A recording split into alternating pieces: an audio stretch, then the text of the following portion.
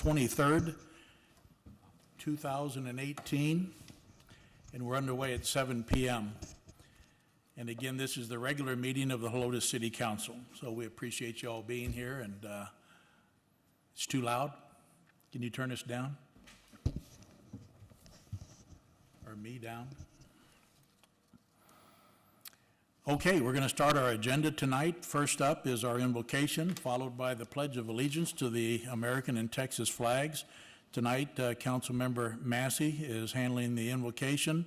So if you would please stand for the invocation and pledges. Dear Lord, we are grateful for all the blessings you've given us. Thank you for your generosity. We ask that you watch over our city staff and fire and police forces, keep them safe from harm and productive in their work. As we move forward on next year's budget, let us focus on what is best for our employees and our city in terms of wants versus needs. Let us strive to be fair and equitable, but also reasonable. We ask for wisdom as we deliberate on these important issues during our meeting. Help us to make the right decisions for our staff and citizens with courtesy and consideration.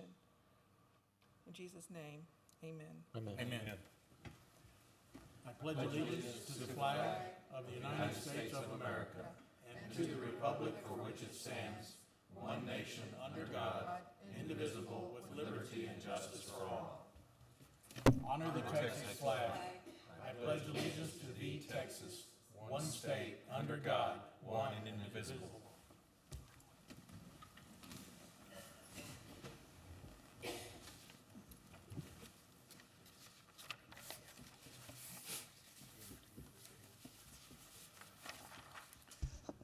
Next up, we have a bit of recognition. This is in the form of a proclamation, and tonight the proclamation is going to be presented to our city treasurer, Tabitha Durr, in recognition of National Payroll Week.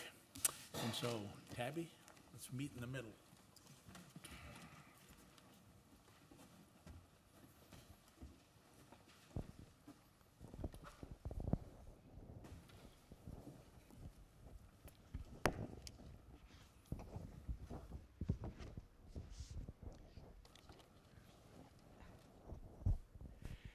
Tabby was promoted to city treasurer earlier this year. She's been with us for a number of years, and we appreciate her. It's payroll that always gets me about her, because she locks herself in her office every 2 weeks for a full day doing payroll, and she does a bang-up job and gets all the deposits made and everything done, so we appreciate you. This says, Office of the Mayor, Helotes, Texas, Proclamation, National Payroll Week. Whereas the American Payroll Association and its more than 20,000 members have launched a nationwide public awareness campaign that pays tribute to the more than 150 million people who work in the United States and the payroll professionals who support the American system for paying wages, reporting worker earnings, and withholding federal employment taxes. And whereas payroll professionals in Helotes play a key role in maintaining the economic health of Helotes, carrying out such diverse tasks as paying into the unemployment insurance system, providing information for child support enforcement, and carrying out tax withholding reporting and depositing.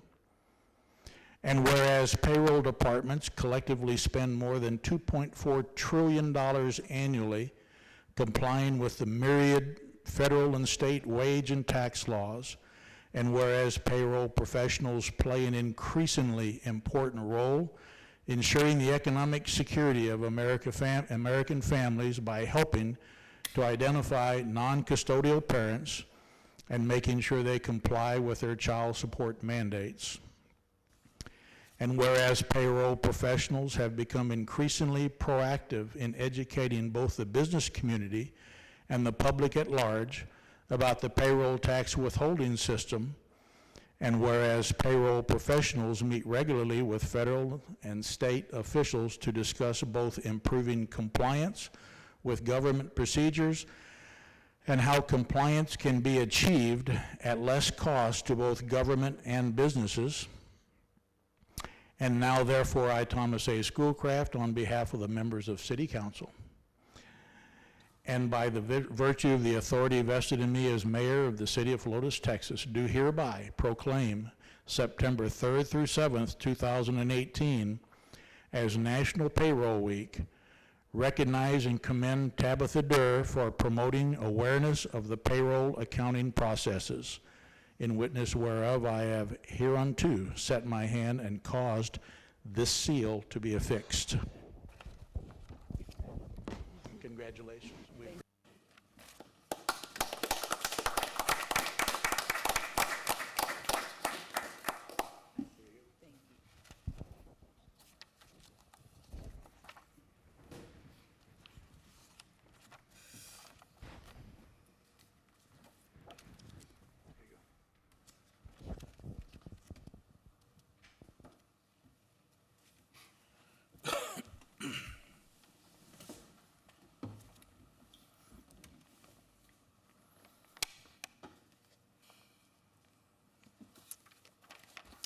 Next up, we have 3 public hearings. Selena, do we have anyone sign up to speak? No, we did not. Okay. We need to read these anyway. So item number 3 is a public hearing, and we're going to kick this off at 7:07.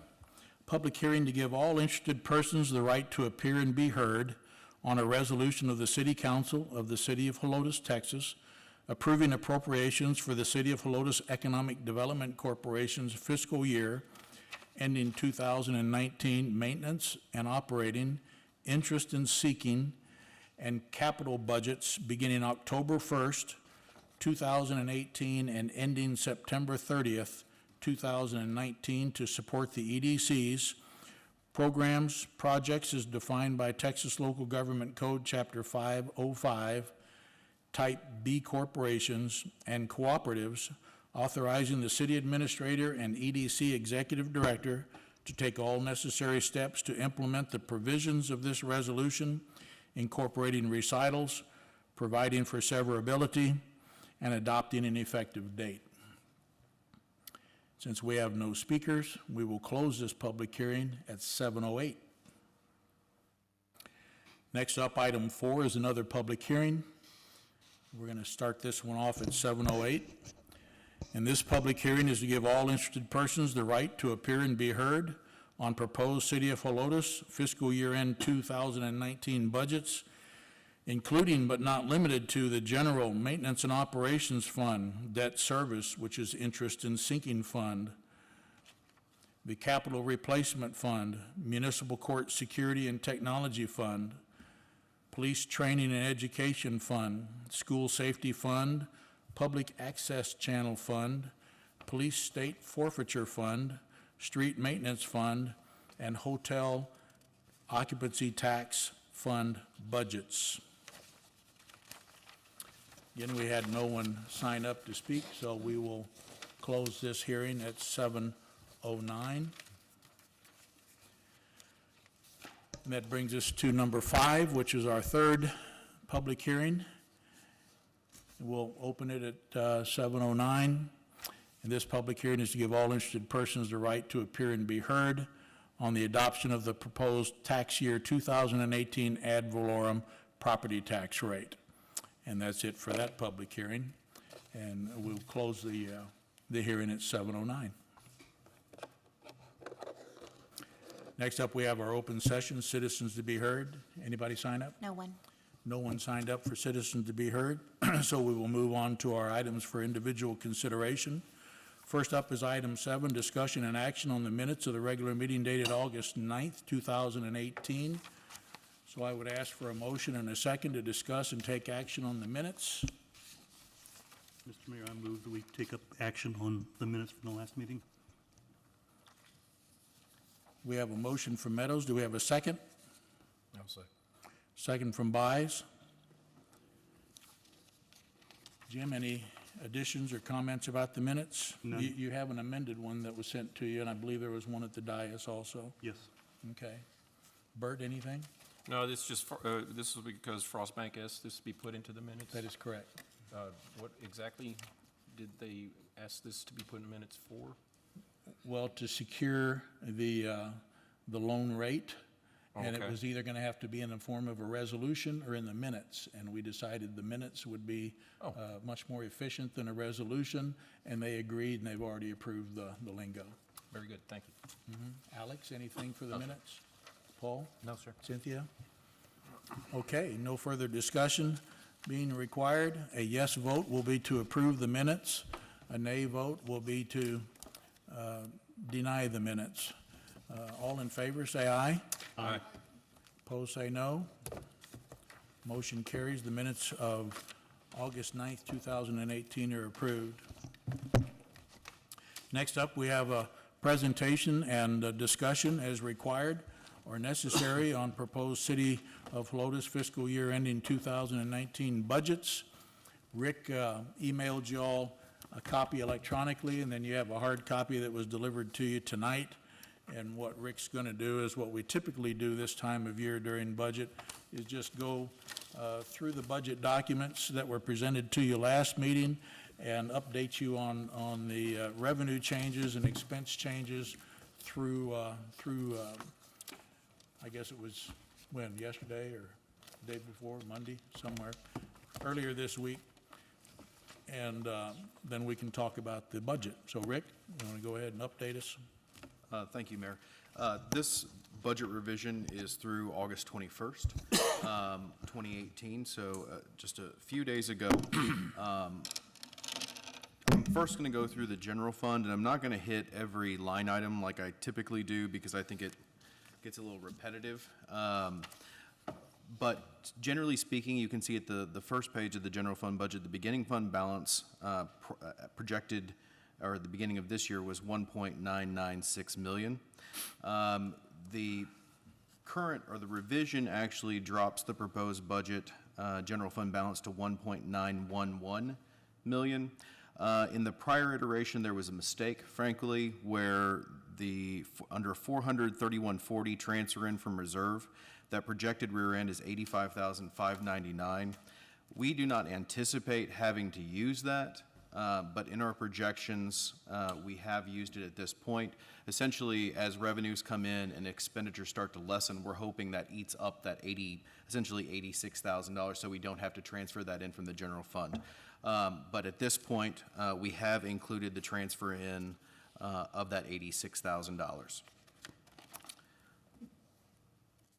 Total revenues within the general fund budget have increased from the last iteration to approximately $52,000, or have gone up $52,000. The revenues that we're projecting at this point are $7.7 million. Consequently, the expenditures, because it's a balanced budget, are out of the general fund, are at $7.7 million as well. Looking under, just generally within the general fund, included on the dais was the employee benefits rate sheet for all insurance coverages for next fiscal year. We currently utilize Humana for dental, health, and vision. Blue Cross Blue Shield, as I said in the budget presentation, came in significantly less than Humana. For comparable or better coverages for both the employee and also the employee plus their families. This may be because Blue Cross Blue Shield is shopping the market this year. So next fiscal year, when we're doing our next budget, it may not be,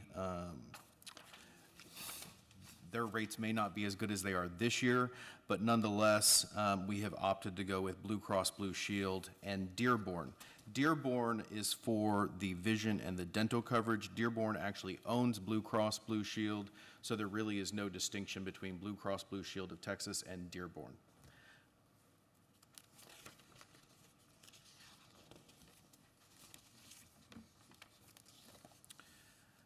The next thing that I would like to speak about is under animal control, which is within the general fund, it's the 545 fund. What we included in the last budget presentation were all of the new vehicle expenditures and all of the existing vehicle payments within the debt service fund. This budget actually rearranges excess monies that were collected within the debt service fund and places them within the general fund to the tune of about $162,000.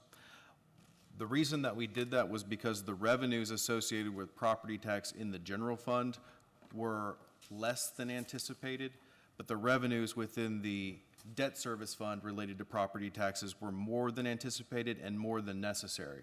So after speaking to our auditor, we transferred funds from the debt service fund into the general fund to make up that difference. Now, what that meant was, at the end of this fiscal year, instead of having $162,000 ahead to where we can transfer those payments to the debt service fund, we basically break even, which is the way it's supposed to be. And so I've had to so within this budget, you will see vehicle expenditures transferred back into the general fund under Public Works and Fire Department and Police Department.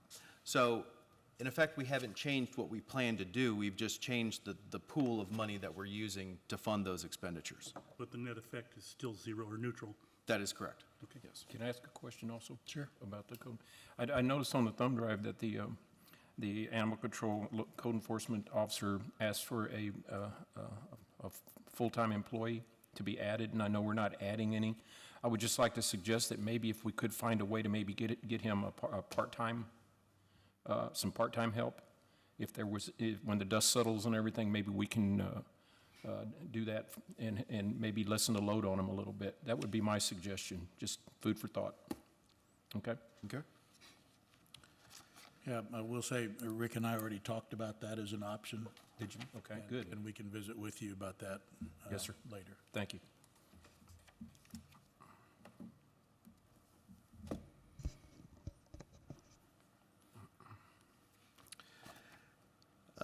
Switching over to the police department now, which is 560, you will also see the relative, or the relevant fund number is 560-5501 vehicle purchases. You'll see that in the prior budget, vehicle purchases was 0. Again, we've increased that line item to $94,621, which covers the cost of the existing vehicles plus the 3 new CID Ford Fusion vehicles for their department. But again, as the councilman said, the net effect is 0 across the general fund and the debt service fund. The same goes with the fire department. 580, you'll see vehicles and related expenditures, which is 580-5312, has increased slightly over last year. The only portion, we did have some portion, or I think it's around $7,000 left within the debt service fund. And so when we make that payment on the fire department vehicle, I'm talking about their existing vehicles, not engine one or the new medic vehicle. We'll actually cut the check out of both a portion of the debt service fund and a portion out of the general fund. But again, for all intents and purposes, it's the same. Rick, can I ask a question, going back to police just real quick? Yes. In our budget packet, what exactly is, it's on page 56, the police department forfeiture state fund budget, what exactly is that? That is related to drug seizures or other types of seizures in the way of vehicles where they have either under federal law or state law seized equipment, and then we can sell it, well, with the exception of drugs. We can sell equipment, and therefore, they have an account that they can use for various expenditures. Okay, so, I mean, why isn't that just under the police budget? Why does it have to be separate? The police department, state law actually mandates that the forfeiture funds are Oh, under okay, the direction. it's a state law, that's all you have, that's good enough. Yeah, it's a restricted fund because Okay, we you don't have to go any further. seize sir. these things. Okay, Okay. thank you. So at the very end of the day, like I said, the revenues have increased approximately $52,000, and so have the expenditures. Everything else in the general fund that was presented to you prior to this, it's comparable. It may have shifted down slightly, it may have increased slightly, but overall, nothing drastic has changed within the general fund budget. The only other sections that I want to go over tonight where there were, again, significant changes are switching to O2, which is the debt service fund. You'll see it's O2, it's titled O2 Debt Service / Bonds at the top. As I was discussing prior to this, the beginning fund balance used to be in the $165,000 range. It's now decreased to $6,327 for the proposed budget. Again, that's because we transferred funds from debt service to the general fund in order to manage the current fiscal year's budget. You'll also notice that under O2, 5405700 and 5405701, the Ford Motor credit for the current fiscal year, that went down significantly because, again, we moved that money to the general fund. The only thing that has been removed from this budget that was considerable notice would be the U.S. Bank Fire EMS payoff. Because we moved funds from the debt service fund into the general fund, we no longer had that approximately $56,000 left over within the debt service fund to pay off that balance. So our payments then will still continue as they have occurred in this fiscal year and prior years. We'll pay that month to month to the tune of, I think, $1,700 or $1,800 per month for that equipment. Those funds are still within the general fund budget as proposed.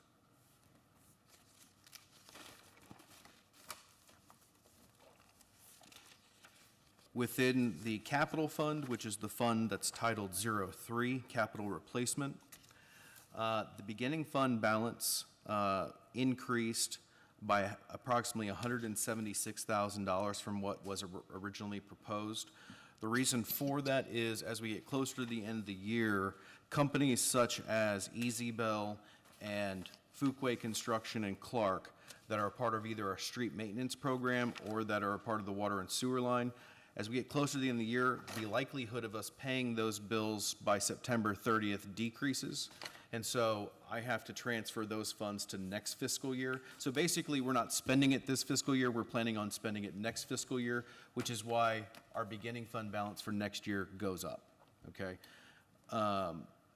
The other item that you'll see is that's different is 406-1019. You see fire department miscellaneous revenues of $93,294. That's related to the transfer for the new engine and the refurbished medic from the general fund into the capital replacement fund. If you go to the expenditure part of the capital replacement fund under 550-5501, you'll see that increased by the exact, or by a comparable amount in order to fund those new payments for those new vehicles. Again, the city's 2015 C of O expenditure account, which is... Excuse me, Rick. Yes, sir. Excuse me, I didn't mean to interrupt you. That's fine. Do we know, is that the fire engine cost, is that the final quote? That is the final cost for the lease purchase option, yes. Okay, 6861537. Okay. The vehicle,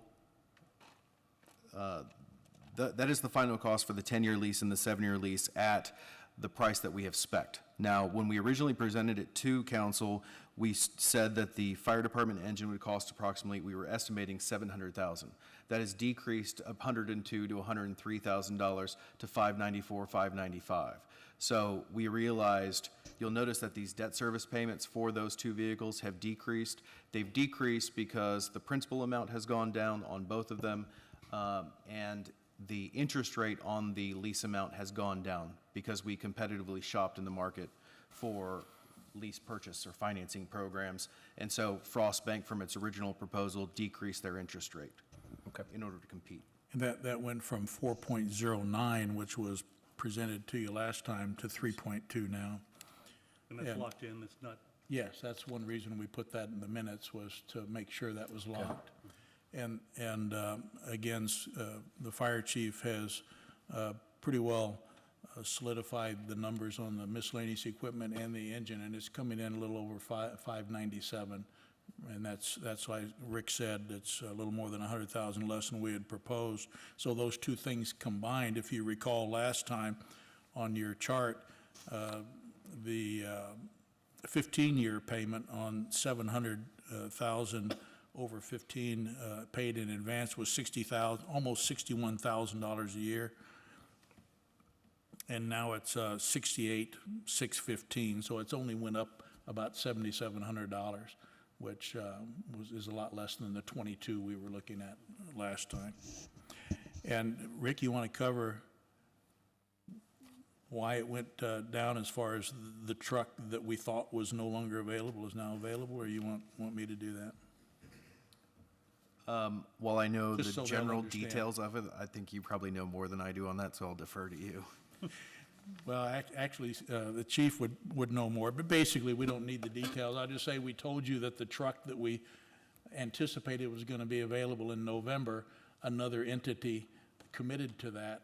However, since then, they backed out, and so that truck is now available. And it's closer than the one in January was going to be to our specific needs, and that's one reason the cost came down, is because that truck was more in line with what we wanted rather than what we were going to be looking at taking in January that was a little over equipped for what we really needed. Is it premature to ask if there is $100,000 in savings there, are there other areas in the vehicles in the fire department that we could be using that on that would be beneficial? None that we need right now, according to, I mean, we're pretty well doing everything that the fire department proposed as far as vehicles goes. I thought a couple of the brush trucks were still not quite up to Well, we're speed. waiting on a grant notification on that, and if it gets to the point where it has to be replaced, then we can always account for that. But right now, we're looking at a $100,000 grant for a $105,000 vehicle. Those numbers are right, Chief? Okay. So that's why we're kind of in limbo on that until probably next month. Are you still looking at next month to find out, Chief? Actually, I was at the meeting yesterday. What did you find out? Didn't get it yet, Okay. but we're moving up on the list. Moving up on the list. So anyway, we're waiting for that 100K, hopefully to drop into our lap. Okay, Rick. Actually, Mayor, that concludes all the major changes within the funds. All the other funds that are included within your packet are on the dais. There weren't any significant changes to those other than increasing revenues or decreasing revenues and doing the same to expenditures. Yeah, typically what Rick does, and we talk about is, as we move through the process, and as he said, as revenues come in and expenses go out, we more or less annualize those things and project a year end, and then that's what we use for next year's proposed budget. So these numbers are always in flux, as we said in the budget message, and they'll change next meeting, and then we'll try and finalize them for the last meeting. But Jim, you have any comments on any of the numbers or anything that's proposed? No, actually, it's fairly easy to follow and read, so we can get through it pretty easily, so thank you. Okay, Alex? I had a question. I've tried looking through a lot of it, and there are quite a lot of numbers involved in there. On page 13 of the handout that you had, which I'll refer to that one because it's the most recent one, in the middle of the page under capital outlay, some of the numbers from the 2017-18 budget to the 2018-19 proposed budget are considerably different. And I know that in the initial presentation, you mentioned something about, you were going through some of the areas that were changing and proposed in the new budget pretty quickly, but one of the things you mentioned was the community band. And I noticed that on the budget, the budget went from 5,600 to 14,000. What is the specifics that are being added to the band that generate that $8,000 difference? And then the second part of that, just a couple lines above, the miscellaneous went from 11,000 to 70,000, and I didn't know, are we rearranging things? Because that whole category went from a budget of 128 to 284, and I don't remember you mentioning what, or maybe I missed what was included in that big change for the Parks and Recreation capital outlay. Thank you. For the miscellaneous expenses, you'll see the current budget as it's shown is $28,000.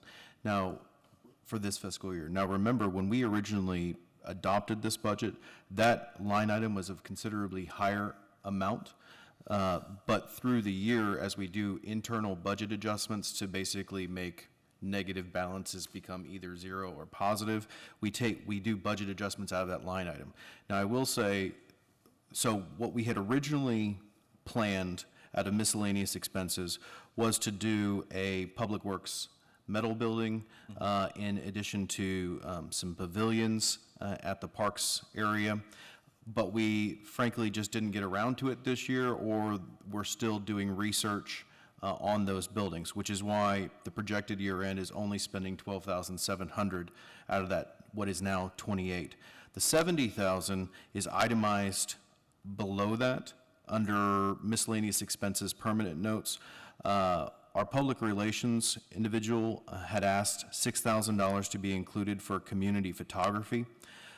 We've also included a mobile fuel tank trailer for fuel shortages, as we had this last fiscal year, and then we've allocated approximately 50,000 of that for the Public Works metal building, which would go to the rear of the municipal complex in order to house the remaining equipment that they have. If you've been to the old, or the annex, the old Public Works building, or if you see the garage doors up, it's completely full of either equipment or supplies. And so what we would like to do is build another metal building that can house some of our more sensitive or higher priced equipment within Public Works. Again, the Public Works metal building is estimated at 50,000. The mobile fuel tank is estimated at 14,000, which would be approximately 1,000 to 1,500 gallons of diesel and unleaded. And the community photography is estimated at 6,000. So that totals the 70,000 there. Within the community band, they have asked for a vibraphone, which frankly, I've never been in band, so I don't know what a vibraphone is, but I think it's something that you hit. And then a 24-foot band trailer to house some additional equipment and things that they need. And so the 24-foot band trailer, I think we estimated at about 10,000, and the vibraphone would be 4,000 of that. They have been using equipment for some time that's either their own or through NISD. And so at this point, and the mayor would know more about that on the vibraphone than I would, because he interacts with the band much more than I do.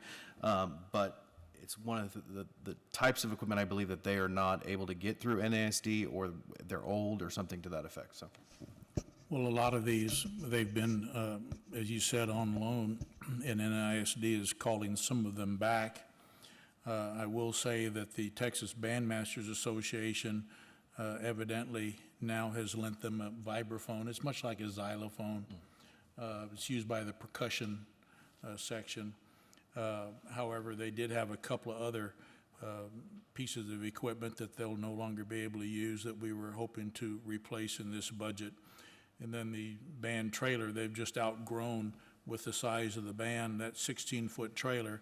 So our thinking is to purchase either a used or new 24-foot trailer for them and move that 16-foot trailer to Public Works, because we have a need in the landscaping part where we can keep all the equipment inside a trailer and locked up rather than having to unload it all the time or park it in the Public Works building. Thank you, that helps, because I didn't see the numbers you were referring to down here. It lists items but no numbers. so Yeah, I it lists wasn't the items. sure. The numbers are in my head, so if y'all Okay. want me to list, It's like, if you would like me to list the numbers in the future, I certainly can. no, I was just curious because it was such a big difference. I didn't know where the difference came from. So it's safe to say that some of the newer numbers really is what was budgeted last year but not spent and kind of shifted into the future budget, and that's why it looks dramatically That is different like correct. that. Okay, thank Well, you. and there are things that we have budgeted last year, such as the Public Works metal building, and for several years for improvements to the playground out back, and we just, for various reasons, haven't done any of that yet, so we plopped it into this budget to hopefully get it done this next fiscal year. Good, thank you. Nothing else? That's it. Bert? Okay. I have a question in our packet on page 42. You've got the city secretary listed separately. She's not under administration. Is that just, what is that reason for? She's not considered administration? We've always done it that way. It's just the way we've always done it. It doesn't mean anything? You're special? She is special. Okay. She's out there all by herself. Yeah, we've always had 520 as city secretaries. It's been that Okay. way for years, so we just never consolidated city secretary. It Okay, was, so it was, she is special, I agree, so. okay. but under her, that's where we have the cost for elections and Oh, okay. the maintenance of the ordinances and That all of makes that kind of sense. stuff. Gotcha. Codifications, Yes, sir. those kinds of things. Okay, and then you mentioned fuel trailers. Is that the fuel trailers that Public Works is asking for? That is correct. Okay, and then I noticed on this thumb drive, good job with the thumb drive, putting all that information, it's easier to get to like that. A lot of the departments have asked for different, like, the police like a shredder and a pedestrian barrier out there by the police department, a fence and all that. Are they getting most of these items or not? You see, like I'm saying, Public Works wants 2 fuel trailers, a concrete saw, an edger, 2 backpack blowers, a street striper, asphalt repair machine, which is $46,000. Yeah, if you Okay. look, if you go within the general fund, if you go to the Public Works section, which is 545,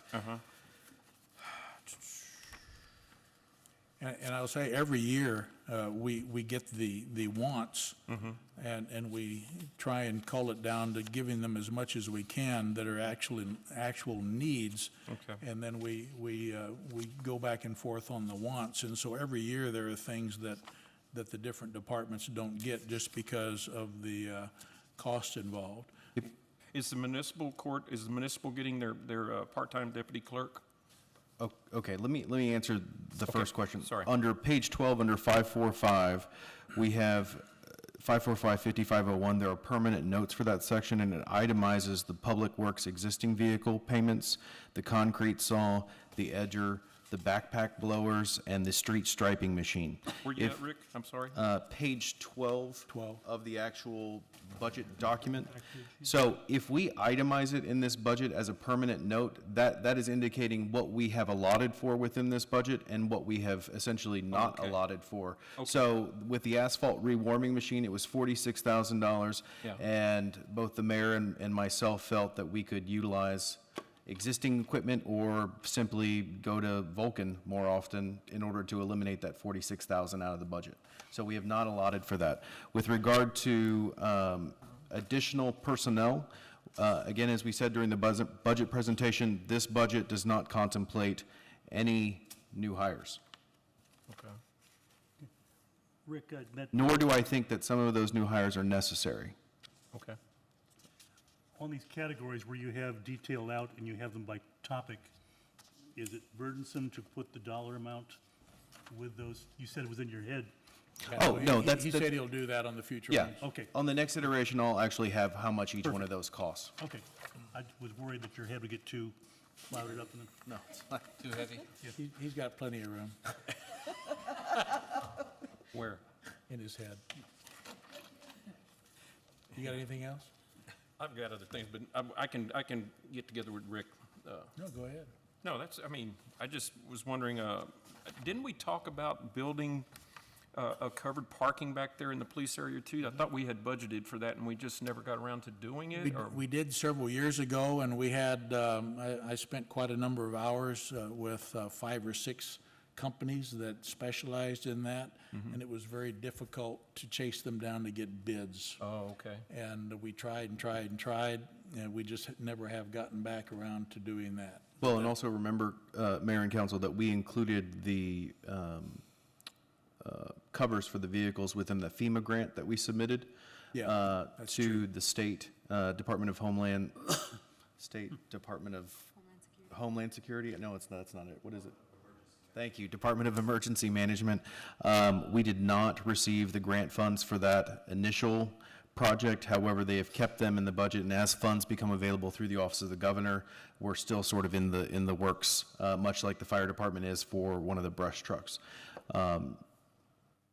But that said, the money that, again, as to Councilman Blue, what he said, it rolling over from one fiscal year to the next, it continues to roll over from one fiscal year to the next.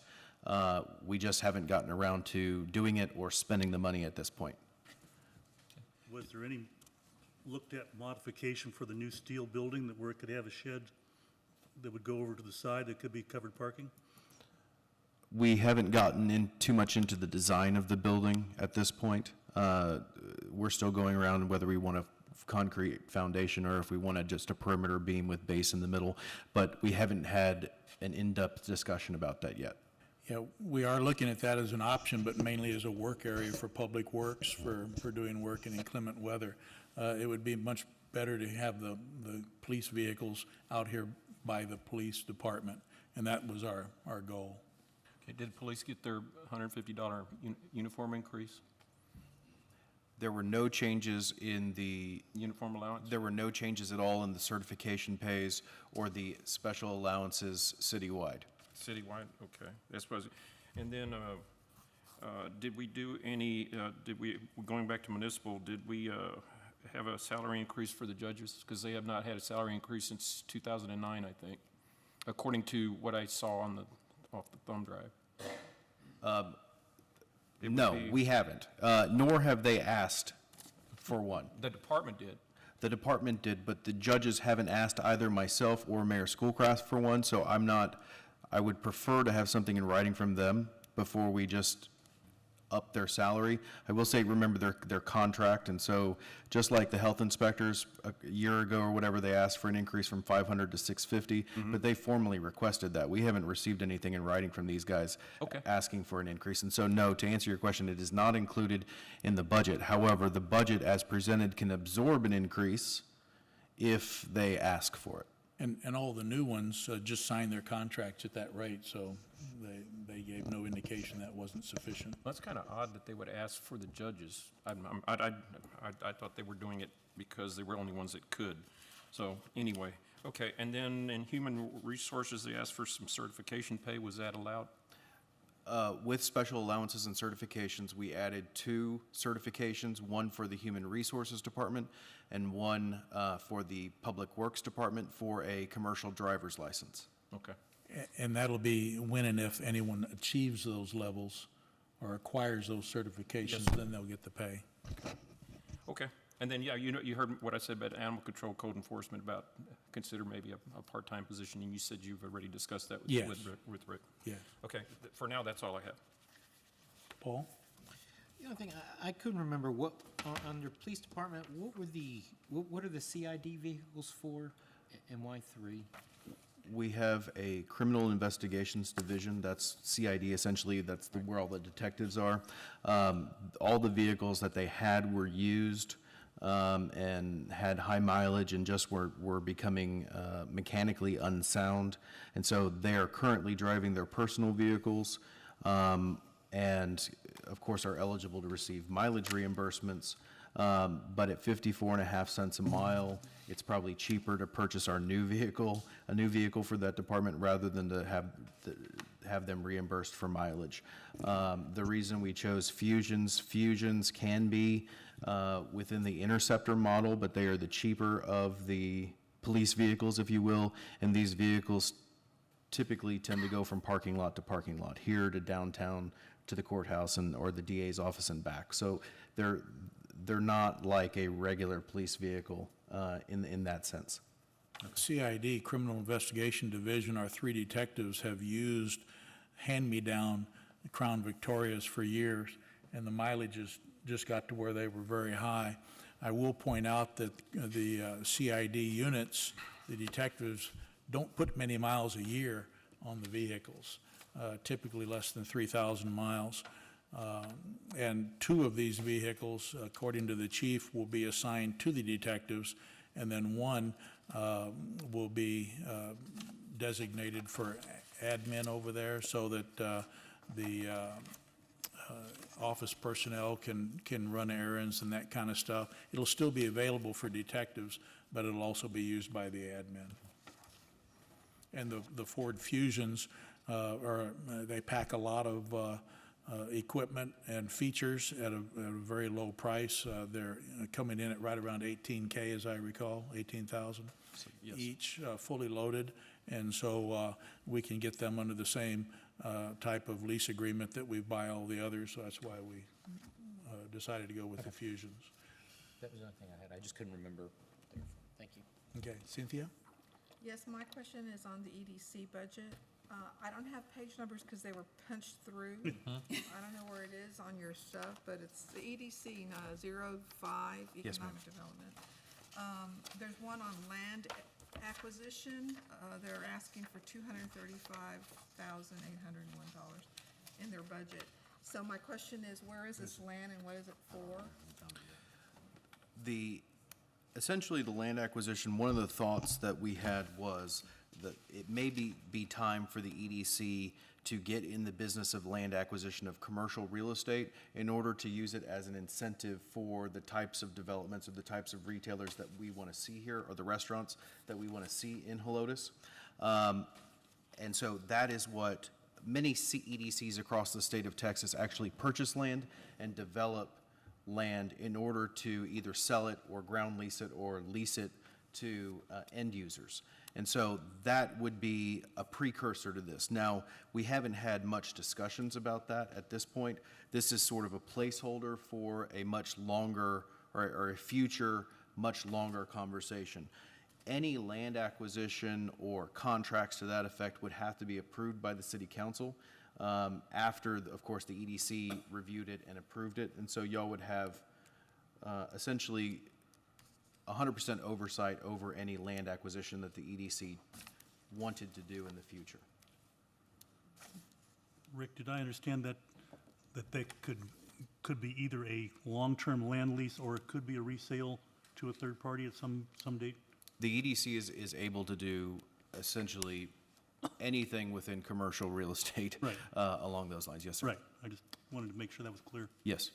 And that would have to be in the city limits, it couldn't be in our ETJ, right? The land acquisition?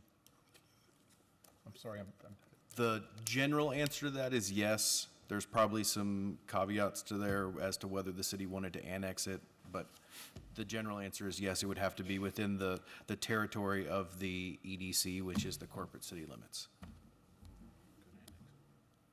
And one other thing you notice going through the numbers of each department, since Rick had mentioned, we're proposing or recommending going with Blue Cross Blue Shield rather than staying with Humana, simply because of the rates that were quoted. And you'll notice the health insurance cost in the personnel section of each department has gone down because of that rate quote that we received from Blue Cross Blue Shield. Jim, any follow-up? Alex? No. No follow-up or direction? Bert? Paul? I don't believe so. Thank you. Cynthia, anything else? Just one last thing, and this is again on the EDC budget, the pedestrian bridge, is that on slate for this year coming up, Well, hopefully? we believe so. However, we're still waiting on the San Antonio River Authority and the other agencies to approve our CLOMAR, which was the conditional letter of map revision. And so we're still waiting on that. And so who knows when that'll come. Rick, have you heard anything that I haven't? Is it on here, the, It's actually included, the capital replacement fund is a commingled fund Okay. between the city and the EDC. So the pedestrian bridge and all the expenditures related to that are in '03, not '05, which would be EDC. And there are notes on there that say, that details I do exactly. remember seeing it, I just didn't remember where I saw it. Yeah, it's under '03. Okay. And I believe we talked about it before, but as a result of submitting this CLOMAR, the letter from map revision, which will allow us to bring the bridge down more in line with the existing vehicular bridge, it allowed us to shorten the bridge from 165 feet to about 132 or 3 feet. And so that reduced the cost of the bridge a little bit. But some of the other design features required by being in the floodplain now cancel that out. But we should still come in less than what we proposed originally, hopefully. So right now, it's just a wait and see what comes out of San Antonio River Authority, who is the agency that looks over everything for the EPA. I did want to ask one more question about the merit raise, which is only 1%.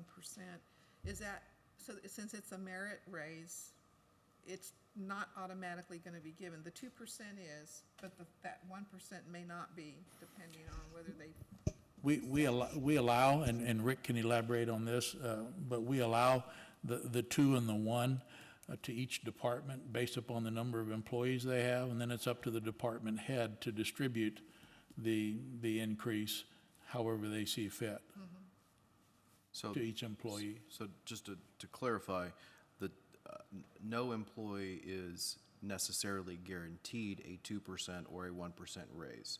That money is in a pool of money that's given to each department head or department, and based upon reviews and things of that sort, is how they allocate that money out to their employees.